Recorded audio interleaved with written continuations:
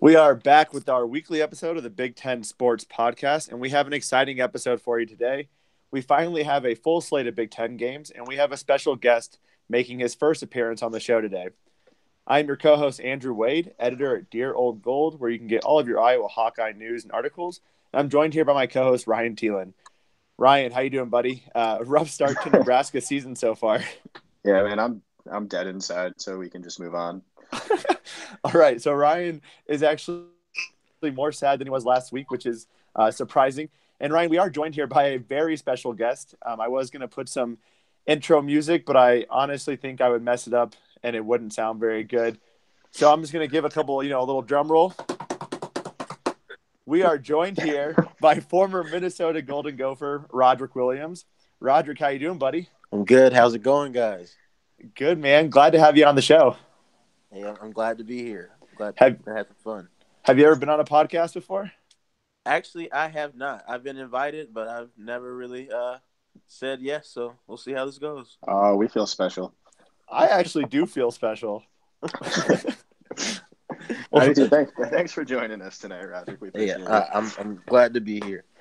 Awesome. Well, we have a pretty fun episode for our few listeners today. Not only will we be asking Roderick a few questions about some of his experiences as a Minnesota Gopher and playing in the Big Ten, but we're going to go through our general segments, talk through how bad Ryan and I are actually at picking football games, talk through the highlights of last week, and then go through our general segments, our Kansas Watch, mascots, and the NFL Draft.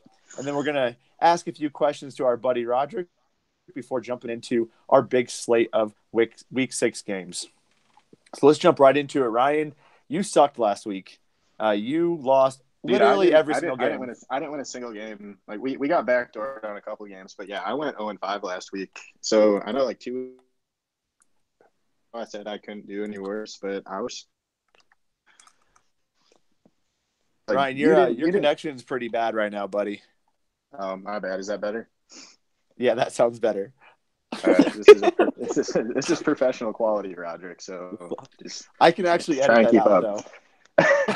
Yeah, you probably won't though. But yeah, I don't know. I went 0-5 last week. I thought I couldn't do any worse, but I definitely can. But you only went 1-4, so I didn't lose too much ground. Yeah, my big win was Purdue over Nebraska.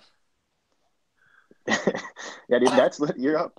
So you're 25-23 on the year. I'm 22-26, and I'm pretty sure the only difference is that I pick Nebraska every week and you don't. It's a good strategy. Pick against you. Roderick, do you do any betting on games? I haven't. I for sure can't bet on the Gophers right now. They're so damn unpredictable. They're actually pretty good against the spread right now, though. They're 3-1 against the spread on the season. So if you just bet them every week, you're probably making a little bit of money. Oh, I might have to jump into something like that.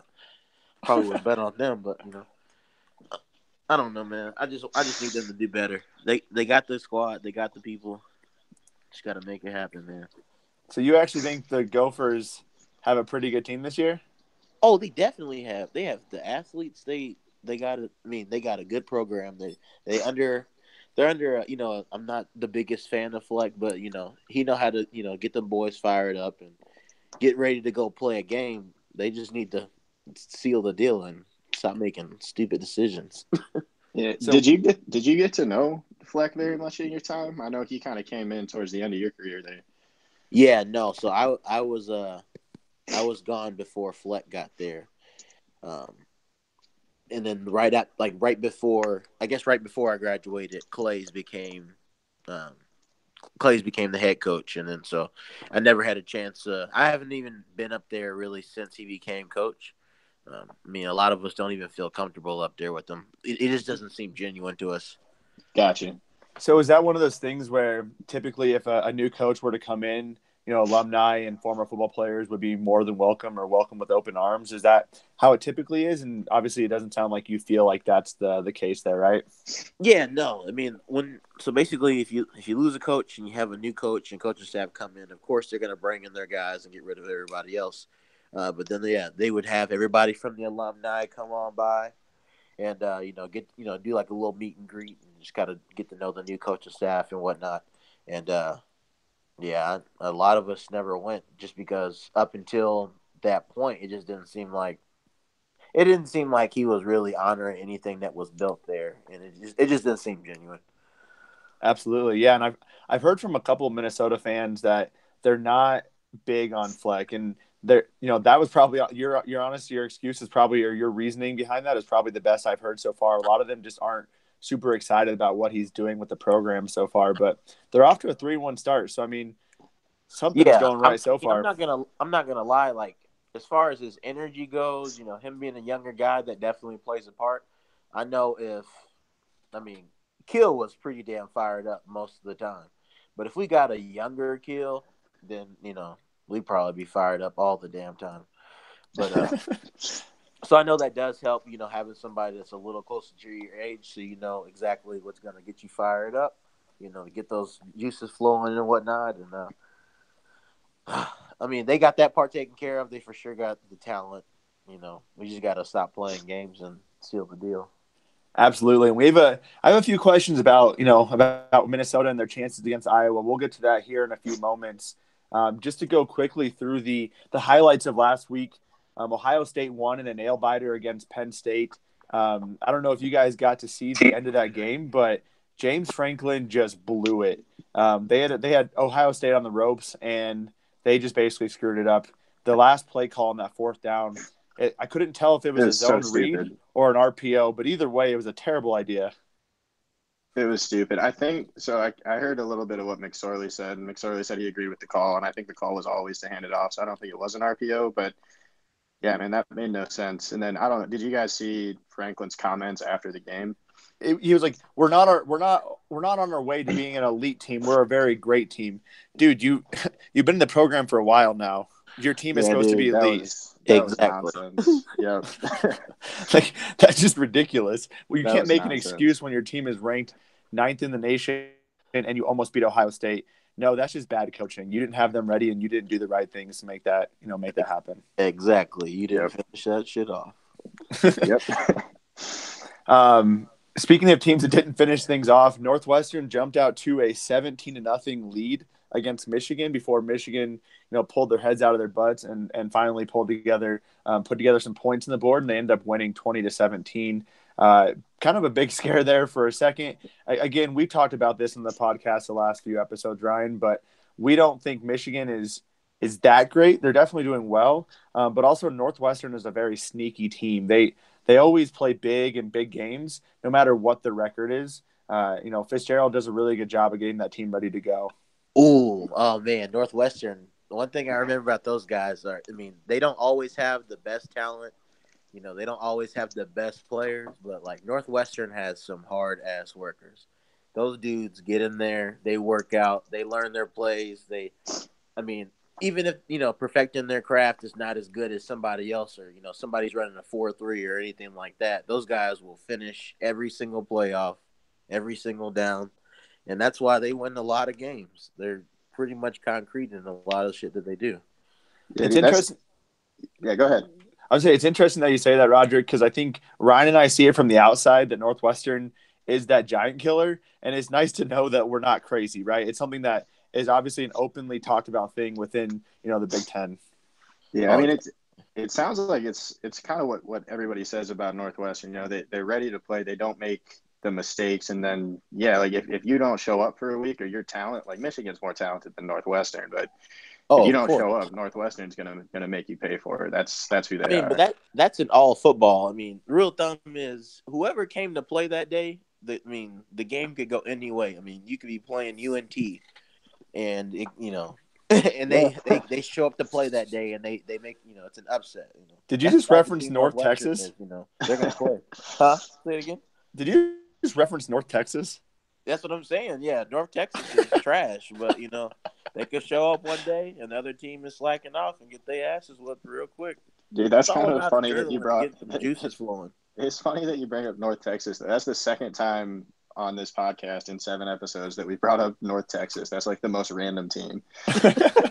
I lived right behind right by University of North Texas in Texas. Okay. When I grew up.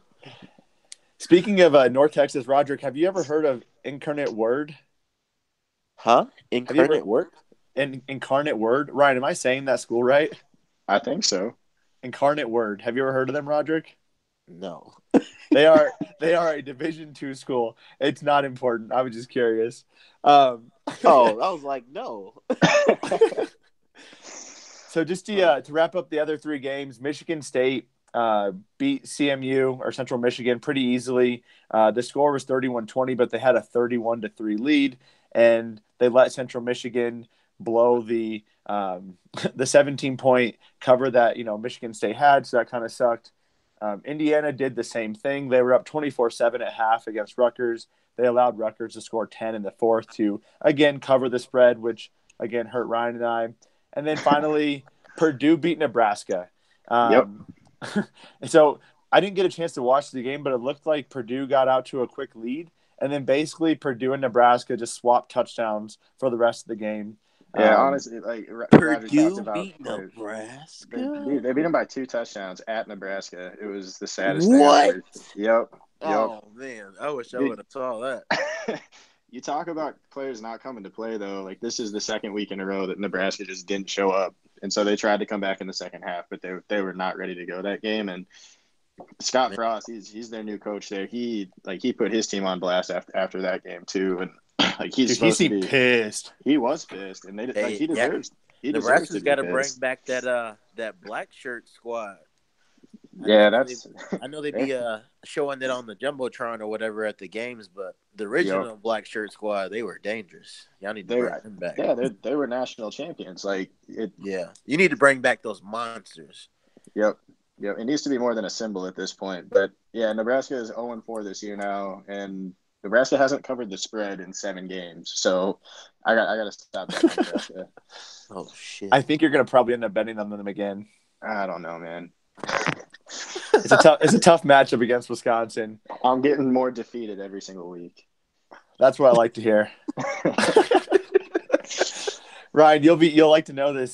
So my boss, shout out to Spencer, listens to this podcast every single week. I'm not sure if he's doing it to be nice or if he actually enjoys listening to us.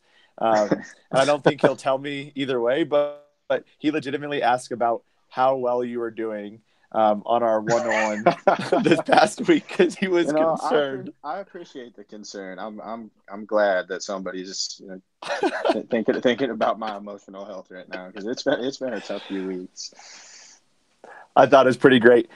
So jumping into a few of the segments, I think for today, Ryan, we can probably cut mascots in the NFL draft. Yeah. We don't probably have a ton of time to cover those things. Just a quick highlight on the Kansas Watch. For those of you who haven't listened before or tuned into our podcast before, Ryan and I have made a bet on whether or not Kansas will win 6 games this year. I have taken Kansas to win 6 games. Ryan thinks that I'm an idiot, probably valid, but the bet is 3 beers.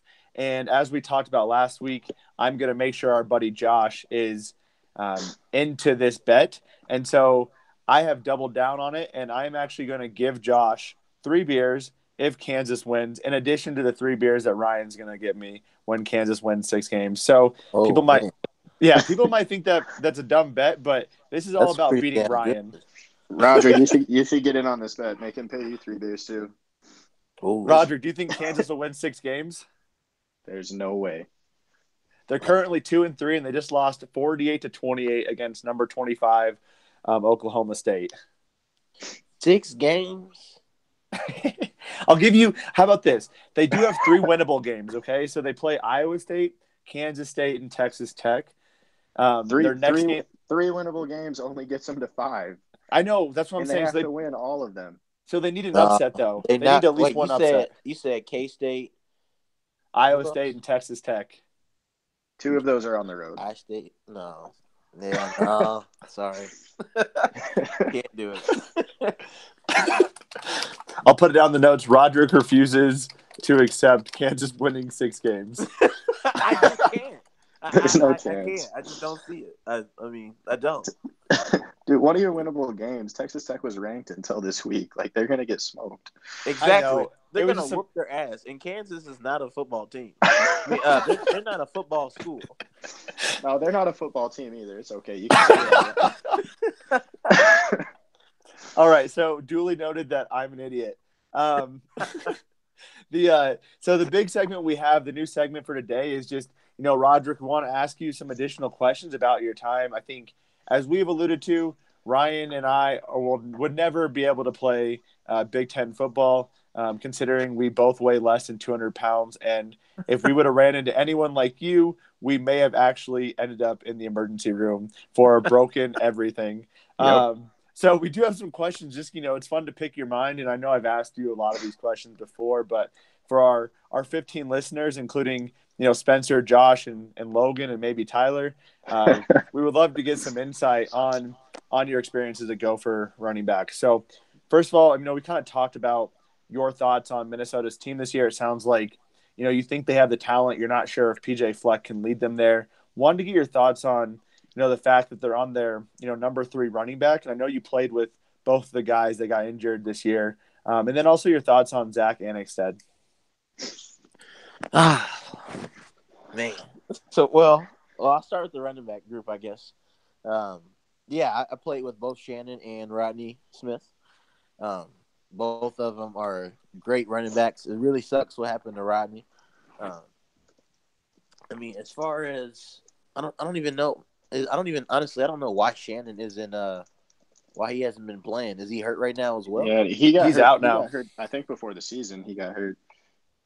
Well, what was he hurt with? Because when I saw him on the sideline, he was fully dressed. And normally, when you're if you're hurt, you don't dress out, or if there's not a possibility that you can go in the game, you don't dress out. So. Yeah, so I don't know the specifics, but Fleck said a little while ago that he's going to miss the season. Like, he had a lower leg injury. I don't know any more of the specifics, but it sounds like he's out for the year. I don't know. That's why you have depth. We got plenty of running backs. As far as my experience from the running back squad before me, going on even until now, they got a good group. If people have enough vision, to see where that guard's taking you, or see what linebacker's coming through, and just following your O-line or whatever, and just working together, then any running back squad can be dangerous. But I know right now they definitely got some hard hitters on that team right now. Forgot his first name, but his last name's Williams, and most Williams is they gonna run like monsters anyway. But no, I like that. I like that dude. He's got a lot of power. One thing I like is most running backs, when they get hit, they stop moving their feet, and that dude tries to take it to the end zone on every single play. So I do like that a lot. Are you talking about Bryce Williams? Yeah, there you go. I couldn't remember his first name for a minute. I got you covered.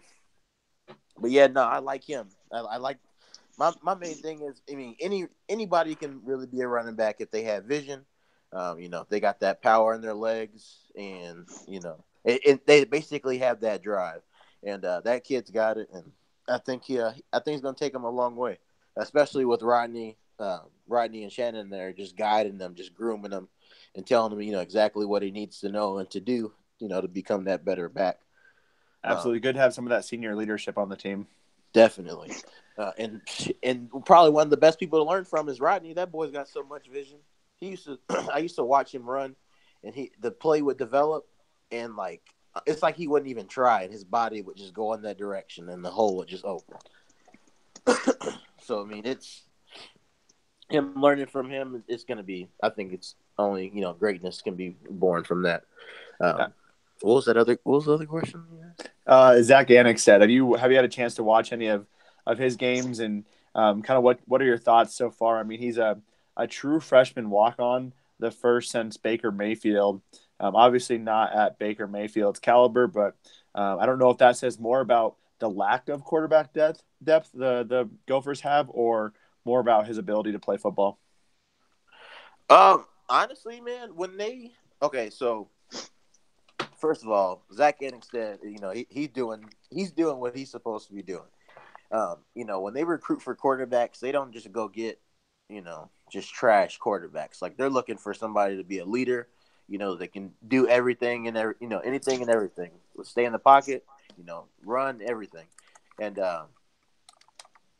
if somebody's able to come out and outperform who they handpick to go to their school and represent them, then that's saying a lot about that kid, because that's somebody who fell through the cracks, and then he's grinded his ass off so hard, to where now you're forced to look at him, you're forced to watch him play, and to me that's just I always have respect for the walk-ons. I was a full ride, and and a true freshman. And I'd see those walk-ons come on the field, and a lot of people will laugh or think they have no chance. But anybody that can make it or walk onto the team after being seen by everybody and still make it and still find that place on the team. Oh man, those dudes right there got a lot of heart. So I think I think that, and he's probably got a lot to learn, of course, and a lot but a lot of room to grow. So I think it's only going to be up from here. Yeah, I mean he's a true freshman, and he's got him at a 3-1 record. So I don't Exactly. think he's not going to be a walk on too much longer. Now you got to gonna get remember his too. scholarship. When I first got here, I played with two true freshmen. I played with Philip Nelson. I think I played with Queese, and then I think Mitch might have been redshirted. But I mean, anybody. I mean, depending on the situation, anybody can become a true freshman. But I do like the fact that he is a walk-on and a true freshman, and he's making it work. So I mean, that says even more about him too. Absolutely. So, Roderick, what was your favorite memory as a Gopher? If you had to pick one, I know there's probably a laundry list of items, and obviously you're a very proud alumni. What was your favorite memory as a Golden Gopher? Oh man, like on the team or just as a student?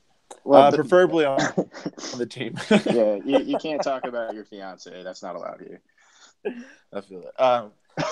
But obviously, Bailey, your fiance, would be the number one memory. So what would be number two? I wouldn't say number one, but no. Number one for me, probably the first year when we became bowl eligible, like when Minnesota had like that, that dry spell for so long, and I remember when we finally got qualified for the bowl game. We had won 6 games, so it wasn't anything. But in my experience, I had never went to any type of bowl game or any type of championship or whatever from my high school. So it was winning looked really good to me. And then we went down and we played Texas Tech in Texas. In my home state, so it was really cool because even when I got to score that game, like I scored in Texas around everybody that possibly knew me. So like even though they were Texas Tech fans, when I scored, I pretty much had the whole building screaming. So it was super great moment for me. That'd be awesome. That is awesome. What type of fun stuff did you get for being in the bowl game? I know before you told me you got like a PS4 or you got a Best Buy gift card. Oh man. So yeah, for me, I got one year I got a Best Buy gift card. I forgot how much it was, but I think I bought I bought like a GoPro like accessory kit, like the stand and selfie stick and all that stuff. A little suction cup to put on my car when I'm driving fast.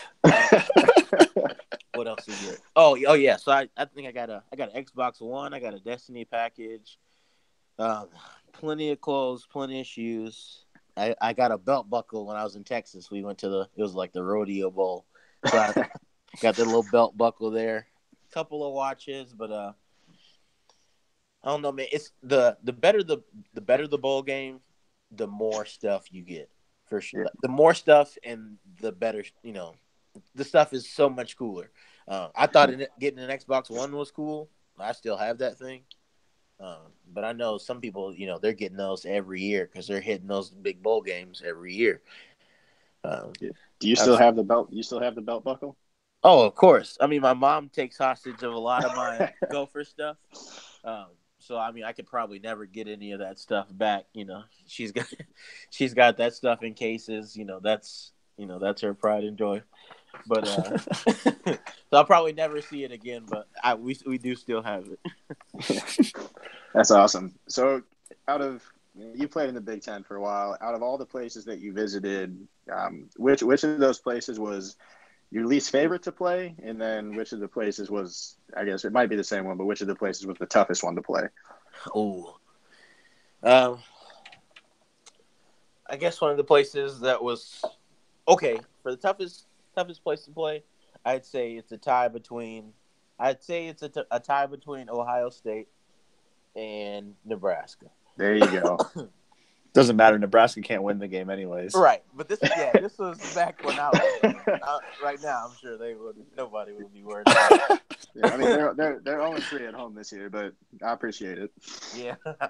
Yeah. All right. So my senior year, I played Ohio State, and it was first time I had ever been in that stadium, and it was just so loud. Like I know people say the big house is loud, and it is, but it was something different. It was like it felt like people was on top of you, and it was just I don't know, it was weird. But once we shut them up, for a little bit, then it was it was a little bit more comfortable. But when they get too loud in there, they get too rowdy. Yeah. I can see how games go sideways a little bit. And then my other situation with Nebraska, it was my freshman year, and we were getting our asses whooped. It was probably like 44-6 or something like that. And they was just whooping us. And then it was bad the whole game. Like the first touchdown, I didn't know where I was. I just knew the first time Nebraska scored, it just got entirely too loud. And then the I thought the sky was turning red because they put out all these fucking red balloons. It's like the sun was hitting the balloons, and it was just turning everything a shade of red. And it was just evil as hell, and I just wasn't prepared for it. I mean, I was looking around, and I know all of my teammates were just mad that somebody scored, but I was like, we're in a really bad situation. So. Yeah, but next time we played them, I didn't even care. I think I'm on them on that term. But yeah, so that's my for that question. What was the other one? No, I think you hit it. I think. Okay, cool. The next one, which team do you hate the most? Not where was it tough to play, but who did you hate? Who did I hate the most? Yep. Okay. All right. So most people would think it's Wisconsin. It's Iowa. Because Minnesota. Who hates Iowa? But I hate Wisconsin. I don't like anything Wisconsin. I don't like.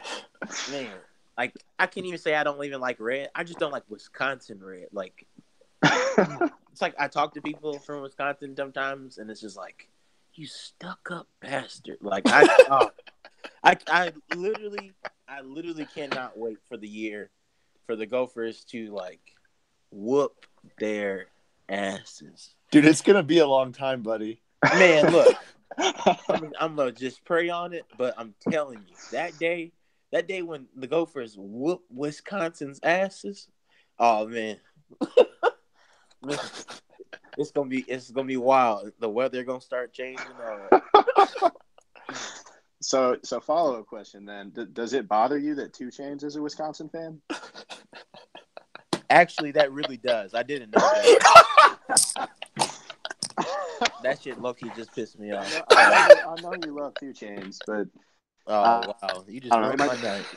Yeah, I might make you feel bad. I just made that up. He doesn't like Wisconsin. I just wanted to see what you would say. Oh, okay. That shit really was upset me.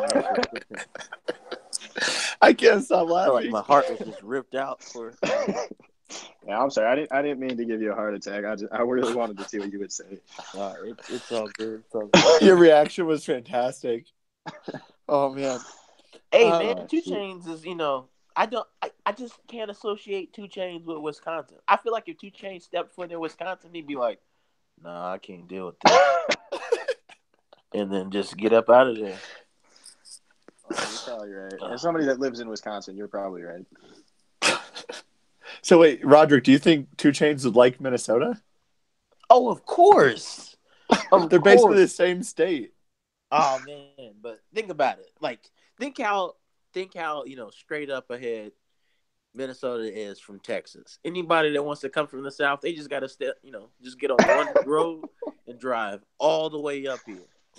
And then so it's cool because Minnesota got all these cultures and whatnot, and they just all come to Minnesota. And then I know a lot of people get pissed off that there's construction all the time here, but if you really look at the city, you'll be able to see that they really changing the look of the city. Like in about 15 years, this place is gonna look completely different than the rest of the world. I'm sure.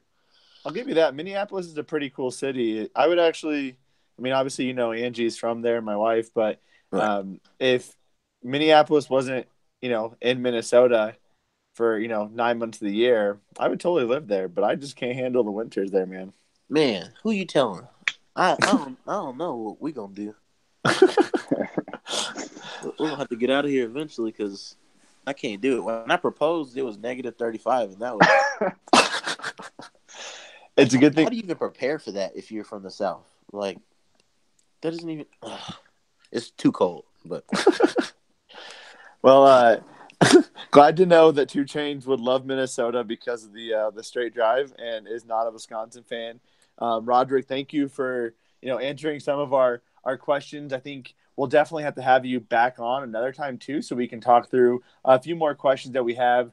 We do want to get through the Week 6 games. We'll try to go through these relatively quickly, especially since Ryan and I have done so poorly at actually guessing who is going to win these games. But the first one we have on the docket for Saturday is Maryland at number 15, Michigan. And Michigan is favored by 17.5 points. And I think one of the words we gave Maryland last week was confusing because we don't know what the hell team Maryland is, right? So they beat Texas, they lose to Temple, and they smoke your Minnesota Gophers. Oh, my God. So it's an interesting situation, right? I'm not sure what Michigan team we're going to get. I'm not sure what Maryland team we're going to get. This one's really tough. It is at Michigan, and I'm going to go with the fact that I think Maryland is just not as good as they've shown. I think they've shown up in big games, but I think Michigan can cover the 17.5 point spread. They've been playing pretty solid football outside of the Northwestern game, which I'm going to attribute to the fact that Northwestern is extremely good at playing in big games. Yeah, I'll be quick with this one too.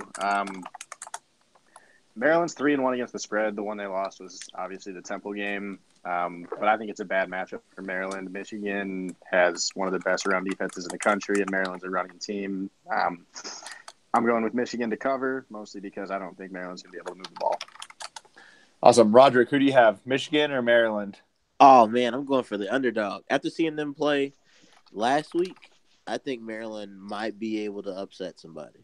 Man, Roderick's the true Minnesota homer. He's hoping that Maryland beats Michigan so it doesn't make Minnesota look so bad.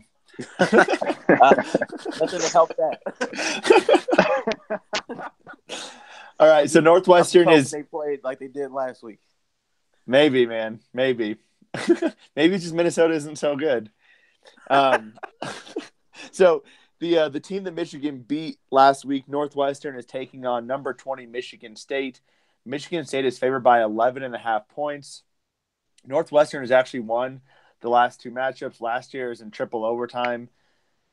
I think Ryan, you can cover a few of the other points here, but I love this spread. Northwestern is going to keep this close. I don't think Michigan State wins by 11.5. I don't think Michigan State is as good as everyone's been saying, and we've kind of been talking about that for a while. I think Northwestern can at least keep it close, if not pull out the upset here. Yeah, I'm 100% with you, and I hate that because I got to start picking against you if I'm going to catch up. But we've been saying it the whole year that Michigan State's overrated. They're overrated in the polls, and then against the spread this year, they're 1-3. They have a great run defense, but Northwestern has a quarterback that's good enough to throw against them, and they're only 114th against the pass. So I think Thorson has a good game, and I think Northwestern covers 11.5. And it's a sneaky one. I think they might actually be able to win that game. Absolutely. Roderick, Northwestern or Michigan State? Oh, man, I'm going with Northwestern on that. There you go. So we're all picking Northwestern, which means Michigan State's probably going to win by about 30. problem. All right. So the next game on the docket for the Big Ten is Illinois at Rutgers. And for those of you who didn't listen to last week's podcast, Rutgers is now now named the team who should not be named because they sucked. They are absolutely terrible, and we don't know why Rutgers is in the Big Ten. But Rutgers is actually getting 4 points at home. God, just for the record, folks, if you're listening to this and actually betting on the games that we suggest, do not bet on this game. However, if you happen to live in the New Jersey area, tickets are $8 because no one in their right mind would want to go watch this crap show of a game. With that being said, I have to go against Rutgers in literally everything they do, so I'm picking Illinois to win their third game of the season and likely their final win of the season. So just for context, tickets are $8 for this game. I looked at what tickets were for when Rutgers plays Wisconsin, and tickets are $40 for Rutgers at Wisconsin, which is cheap for a Wisconsin ticket, but it just shows like no one cares about this game. Rutgers surprisingly is 2-3 against the spread this year, but their average quote unquote margin of victory is negative 19.6, so they're losing games by 20 points a game. So yeah, I'm picking Illinois. I think Illinois is going to crush them, not for any particular reason. I just think Rutgers is that bad. Roderick, I just want to get your opinion. How bad is Rutgers when you're looking at the Big Ten spectrum and you're Minnesota? Do you even give a crap about Rutgers? Oh man, garbage. I'm glad we're on the same page. I'm gonna mark you down for Illinois, buddy. They're worse than Purdue. Hey man, Purdue's a great team. Oh my god. They beat Nebraska, so I have to say that. Oh well, you know what? There you go. I'm going with Illinois. Fair enough. So this Roderick's taking Illinois again. This will probably be one of those games where we end up losing because all three of us are picking the same team. The next game on the docket, though, is Iowa at Minnesota. And, Roderick, I bet you have some thoughts on this, and you're going to be pretty pissed off when I begin talking. This is the battle for the Floyd of Rosedale. It's the longest tenured rivalry in Iowa's history. They played 111 times. This is their 112th game. And I think, for my opinion, this should be a pretty easy win for Iowa. They have won the last three, but both teams are coming off bye weeks. The big story here is going to be how well Iowa can move the ball against Minnesota. Minnesota is currently 14th in yards allowed per game, but Iowa's offense is not really that good either. They're actually 83rd in offensive yards per game. And on the flip side, Minnesota's offense is actually worse than Iowa's. They are 110th in the nation in yards per game, while Iowa is third on the defensive side of the ball. So it should be a defensive struggle. However, I think Minnesota's ranking is more based on their competition and less on how good their defense is. And I think there's a really good chance that Iowa's, pass rush will get to Zach Annexstad and force a few more turnovers, although he has been protecting the ball pretty well. Minnesota is favored by 6, and I'm taking Iowa to cover that. I think it's actually going to be a pretty big win for Iowa by a couple touchdowns. I'm going to wait. I want to know what Roger thinks about this. Oh, are you done? What was that? Yeah. Are you done? I am done, buddy. Oh, okay. I had to make sure. I just heard so much BS just spewing. It was like throw up, but whatever. Of course, I'm going with the Gophers all the way. One thing I love about football in general is rival games. It doesn't matter what they did before that game.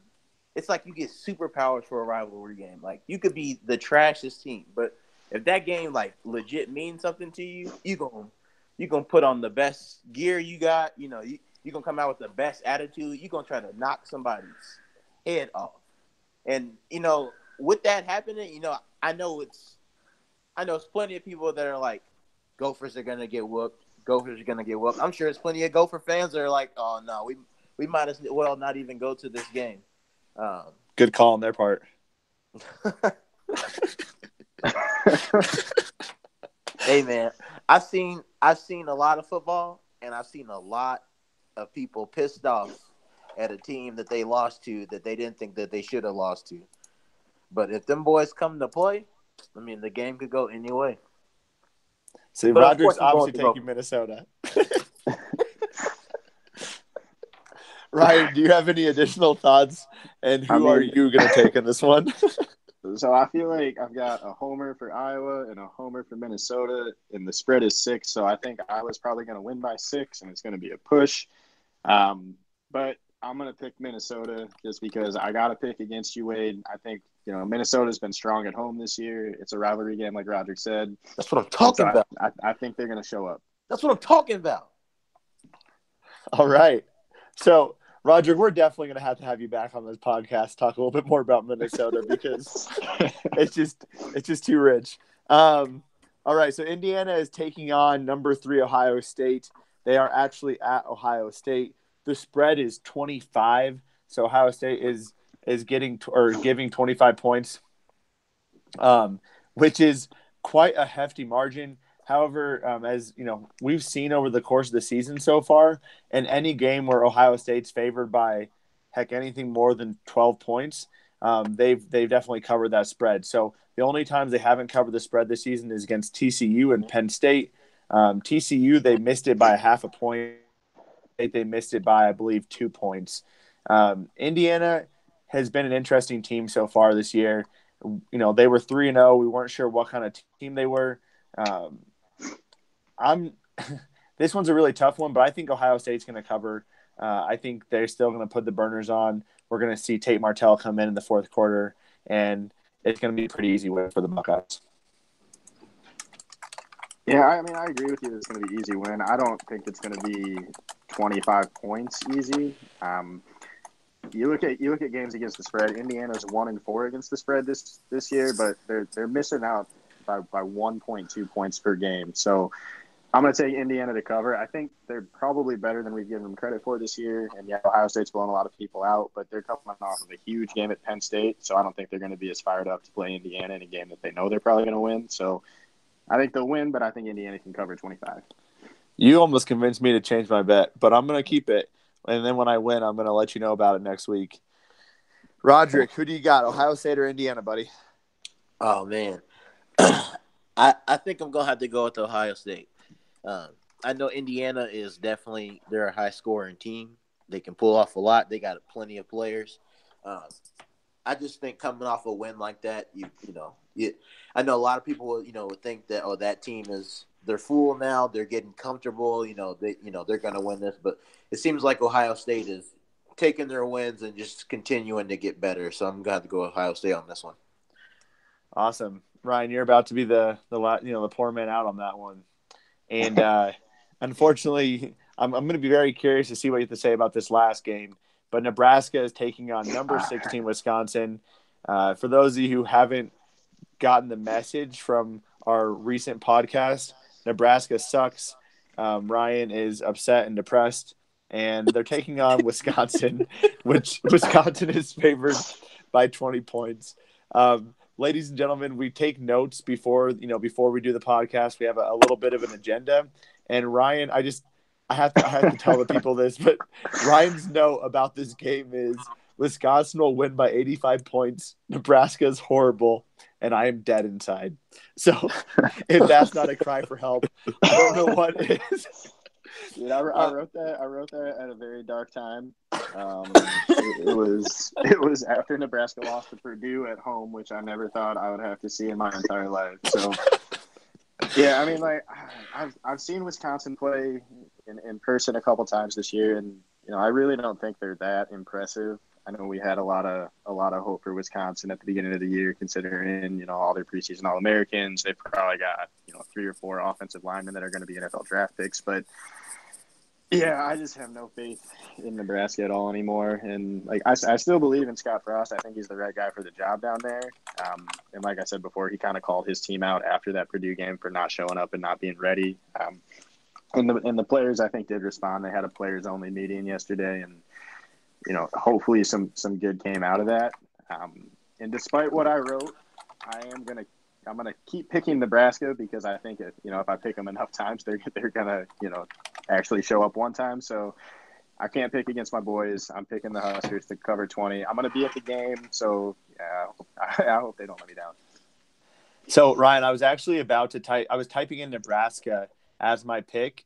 When looking at this, Nebraska has been terrible against the spread, but so is Wisconsin. And honestly, they wouldn't. They covered the spread against Iowa, but only because of a late touchdown that honestly should never have happened. Iowa just loaded the box to try to stop what they thought was going to be an up the middle run, and Wisconsin called the right play. So Wisconsin has been absolutely terrible at covering the spread, but I am never going to pick the team that you're picking for in a Nebraska game because it has not gone right yet. So I'm going to change my pick, and I'm picking Wisconsin to cover by more than 20. Yeah, I wish I could, but I can't blame you for that at all. Yeah. Roderick, what are your thoughts, Nebraska or Wisconsin, buddy? Man, I hate Wisconsin, but I can't. Don't do it. Don't do it. Man, even Roderick knows Nebraska sucks. I mean, this is an impossible situation. I mean, I would love for the Corn Huskers to whoop Wisconsin's ass, but they're outmatched in this one. They lost to Purdue. Come on. Yeah, I mean, I know they're outmatched. It's going to be so. I'm going to the Wisconsin Nebraska game this week, and then I'm going to Nebraska's game against Northwestern next week. So I gotta have some hope that maybe they can show up for one of those, and I hope it's this week at Camp Randall. You guys are probably right. I just can't pick against them. You're going to the game? Yeah, I'm going to the game. Oh man, may the Lord have mercy on your soul. Dude, the worst part about it is I've gone to the last two games that Nebraska's played at Wisconsin, and I live in Wisconsin, but the Wisconsin fans at those games have just been brutal. And not brutal in a fun way, but just mean about everything. Even when they win by 20 points one game, right? Because they're fucking assholes. Oh, I'm sorry. We made it to the end before that was but I'm so sorry. They've been rough, but they've been good for so long that you'd think that it would be a little bit nicer about things, but yeah, it's been tough. I don't feel like. I mean, I'm sure I could be wrong, but I don't like Wisconsin at all. I feel like I don't feel like there's a humble soul within that school. Dude, I will say this, dude. The people in Wisconsin are incredible. It's just when you get them talking about Badger football, of course. Oh, they don't shut up. They lose their minds. They're so annoying. But all right, that's get me started on the Packers. Oh, I feel you, man. All right, so that covers it for our Week 6 games. This definitely is a little bit longer podcast, but I think it's people, if you are at this point and you're still listening, that is awesome. We appreciate the dedicated support, and I'm thinking about you, Josh, for listening to all of our podcasts, dedicated listener. We will be back next week with another episode, and we will definitely be bringing Roderick, if he's so happy to oblige, back onto the show to give us a little bit more insight to his experience as a Big Ten football player, and just to provide the fantastic commentary and outburst about Wisconsin in the future. Sorry about that. Not a problem at all. Well, Roderick, thank you for joining us. We appreciate you, buddy. Ryan, I'll be praying for you, man. I hope it isn't as bad as it's going to be on Saturday. Honestly, I really hope Nebraska wins. I'm with you. I don't think they will, but we can have hope until the game. Awesome. With that, we'll be letting you all go, and join us next week for another awesome episode of the Big Ten Sports Podcast.